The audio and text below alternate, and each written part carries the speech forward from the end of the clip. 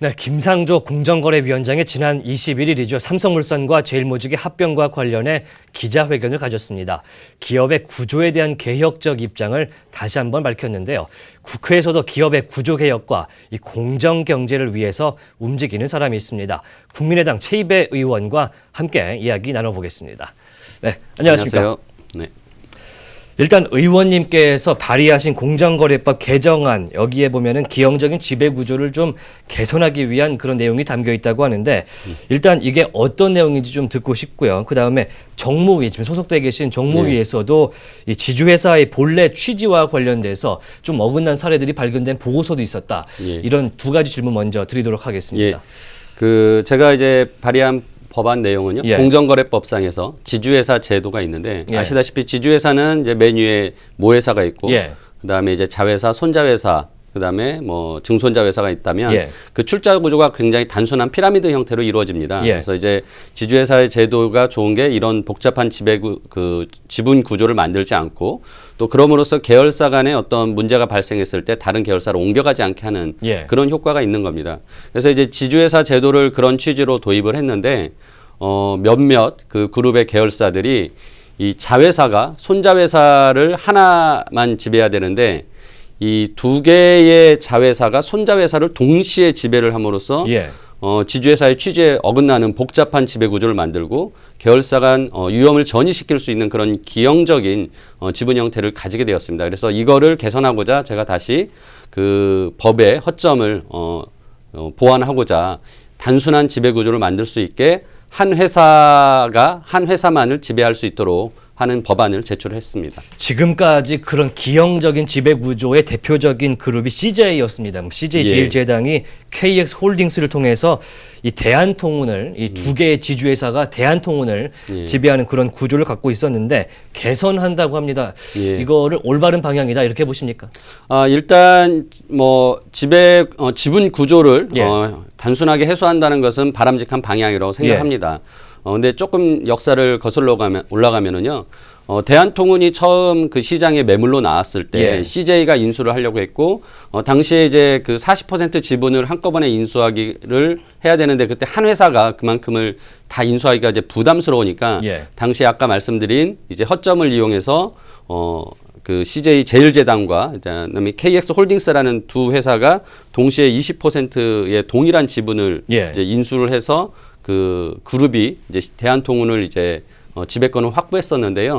이제 이것을 아무튼 그 법의 허점을 이용하고 있기 때문에 문제 제기가 돼서 이제 해소는 하는데 여전히 그 대한통운하고 이번에 그 해소 과정에서 그 CJ 건설하고 합병을 시키게 됩니다. 이제 그렇게 함으로써 결국 자회사가 대한통운의 지분을 상당 부분 많이 가질 수 있게 이제 하는 효과를 발생을 하는데 이제 그 부분은 일종의 좀 그 지분율을 많이 확보하기 위한 이제 편법적인 또 그러니까 뭐 꼼수라고 저는 생각합니다. 그러니까 뭐 그룹 입장에서는 두 회사가 시너지 효과를 낼 것이다 합병으로 인해서. 근데 뭐 기본적으로 생각해도 건설회사와 물류회사가 시너지를 낸다는 건 굉장히 어렵기 때문에 결국은 전에 만들었던 문제를 해결하고자 하는 과정에서 또 다른 좀 문제가 발생하지 않나라는 생각을 하게 됩니다. 사실 뭐 말로만 들었을 때는 깔끔하게 한 회사가 한 회사만 지배를 하면 그러면 좋을 텐데 또 하나의 기업이 또 계열사에서 또 인수를 했기 때문에 또 이런 문제가 생기는 것 같군요.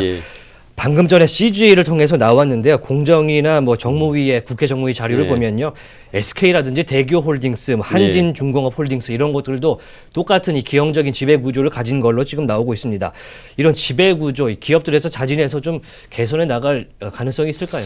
지금 CJ의 대한통운이 가장 그 규모가 컸던 회사고요. 나머지 지금 말씀하신 뭐 SK나 대교홀딩스, 한진중공업 같은 경우는 그 자회사가 규모가 크지 않습니다. 따라서 SK가 이번에 해소한 방식대로 뭐 좀 응용을 해서 한다라면은 뭐 손쉽게 해소할 수 있다라고 생각하고 따라서 그런 부분에 있어서는 좀 자진해서 시정하는 게 좋겠다라는 생각을 합니다. 네, 일단은 김상조 공정거래위원장과 경제개혁연대에서 함께 하실 때부터 이제 잘못된 지배구조가 이런 것이 있다 이렇게 지적을 해 오셨는데 이제야 좀 개선이 되는 그런 조짐이 보이는 것 같네요. 어떻습니까? 어떻게 평가하십니까?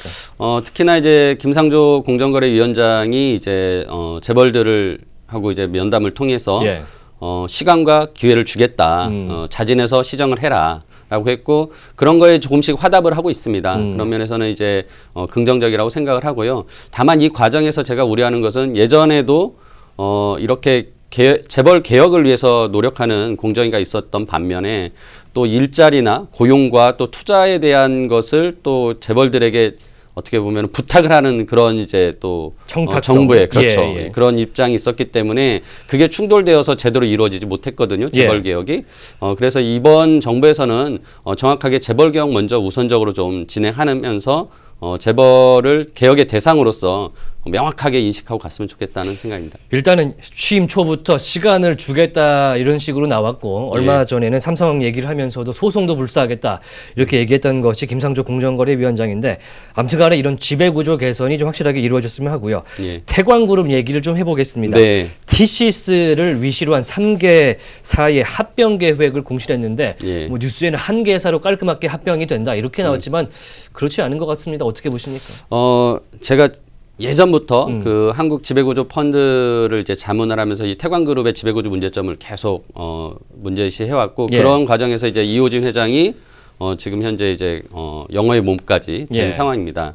아마 대법원 판결을 앞두고서 뭔가 지배구조 개선에 대한 그 사인을 주려고 하는 것이 아닌가라는 생각을 하고요. 따라서 일감 몰아주기를 해소하기 위한 그 세 회사의 합병은 바람직하다고 생각합니다. 하지만 지금까지 그 회사들이 일감 몰아주기로 벌어들인 돈으로 주요 계열사의 지분을 확보하고 있고 결국 이 회사들은 상속의 중요한 회사로 활용될 가능성이 높습니다. 그런 점에서 봤을 때는 완벽하게 해소되지는 못했다라고 생각을 하고 절반 정도의 어떤 성과이다라고만 판단할 수 있겠고요. 아무튼 이후에 태광그룹이 상속 문제에서도 좀 더 깔끔한 정리를 할 수 있도록 할 것을 기대해 봅니다. 네, 시간이 30초 정도 남았는데 마지막으로 대기업들의 이런 지배구조 개선 노력에 대해서 한 말씀만 해주시죠. 기회가 되는 대로 정부는 계속 압박을 할 텐데요. 이런 압박이 어떤 강제적인 압박이 되기 전에 좀 자진해서 시정하는 노력들을 보여줘야만이 사회적으로도 인정받을 수 있다라고 생각합니다. 네, 내년에도 이제 최이배 의원의 눈부신 활약 좀 기대해 보겠습니다. 네, 말씀 감사합니다. 지금까지 국민의당의 최이배 의원이었습니다.